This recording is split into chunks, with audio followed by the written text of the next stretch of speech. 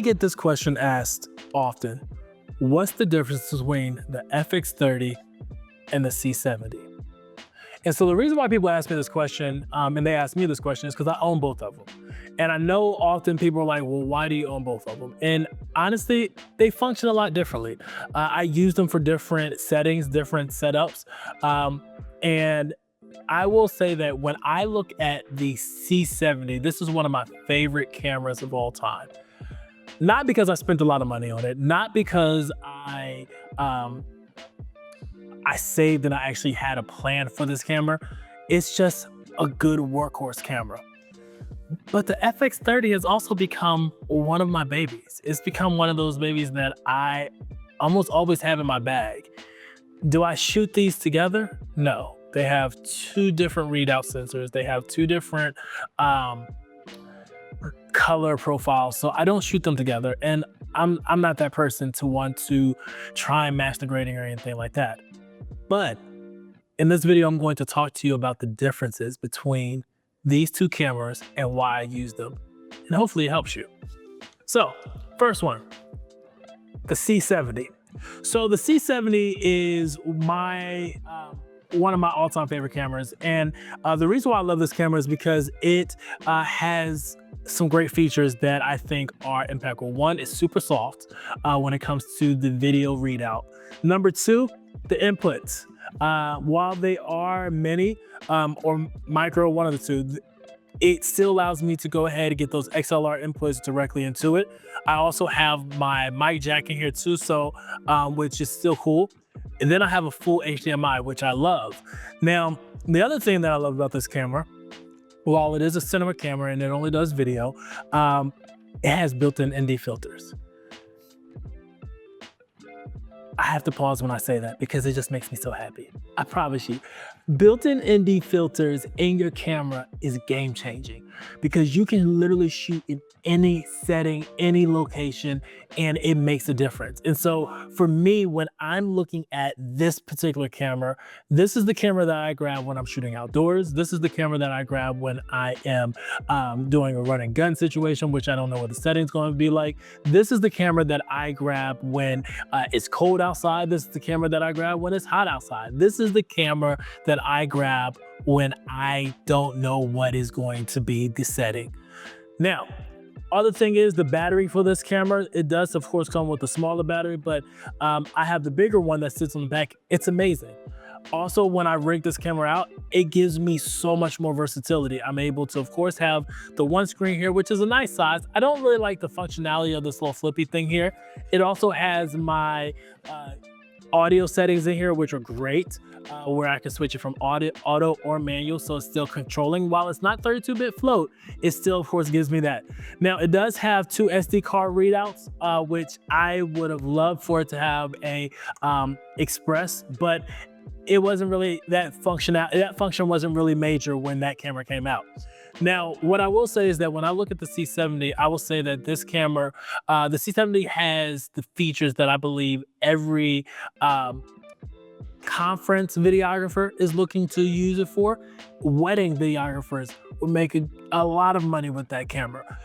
I would also say that people who are doing a lot of corporate work can do a lot of good things with that camera. I typically use the C70 a lot for my talking head videos, such as interviews, as well as also my run and gun work when I am shooting, whether it's a wedding or whether it is a corporate conference. Now, FX30. So the FX30, what I like about it is the size. The form factor of this camera is impeccable. It is a camera that I think can be trusted. I used this camera when I did a small documentary recording in Jamaica. And it was because of the size of it. I didn't have to go, I didn't have to carry big bags or rolly bags or anything like that. I was able to, of course, carry this, a couple lenses, a monitor, mic, and we were able to get it done. And also I used a lighter tripod, so that was a win.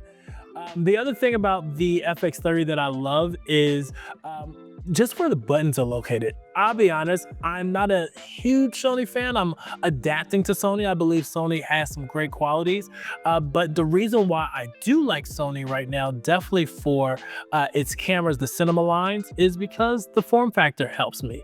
While I love my Canons, I use the R5C as well as also the C70. The form factor of this helps me in smaller situations. Also, for example, when there are times that my clients want more social content, I typically go to the FX30. When my clients are wanting a smaller, they don't want to be as distracting for their clients, I'll go typically with the FX30. The C70 is a big camera. It has its girth to it. But I think the other question that people ask is, does the camera size matter? No, it doesn't. But for the FX30, the drawback to this camera is not as great in low light, but the C70 isn't either, but it doesn't have built-in NDs either. And those built-in NDs matter to me. But it's not a lot of cameras that have them. And so it's not one of those things that breaks the bank. But the thing that I also love about the FX30 is the price. For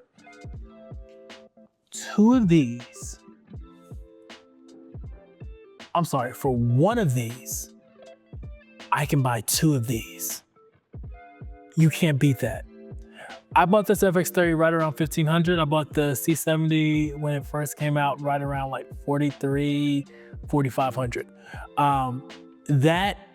That makes a difference. That makes a huge difference, especially as a videographer.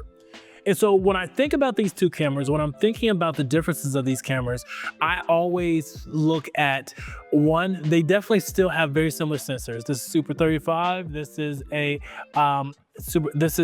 crop sensor. So we're still looking at that crop form factor.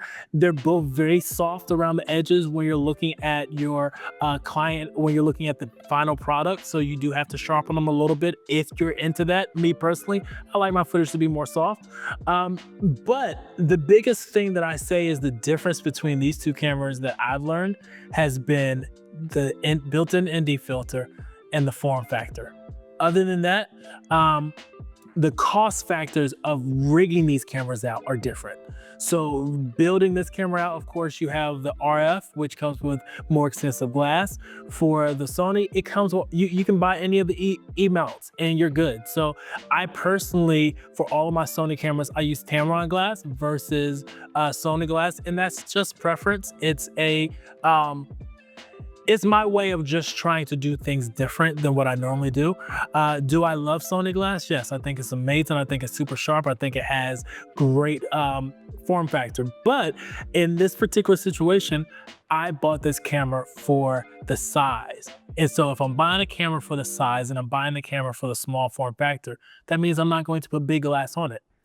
This one here, we rig it out. We make it big. We bring out the easy rig. We put this thing with a big 70-200 on it.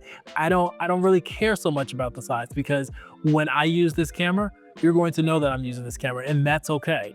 I'm prepared to have those conversations about it. But at the end of the day, does the camera make a difference? Which one would I buy 3 times over? The answer for me would be both of them. I would still buy both of these cameras 3 times over. I know you have newer models, and I think that's great, but these two cameras in 2025 are still great, reliable workhorses. They both still shoot 4K. They both still give you 120, 60 frames. You can actually shoot in RAW on both of them. So you're not losing anything. No, I shoot that high? No, I don't. I stay at 4K and I keep it simple with either a log format or a Rec 709, and that's fine with me.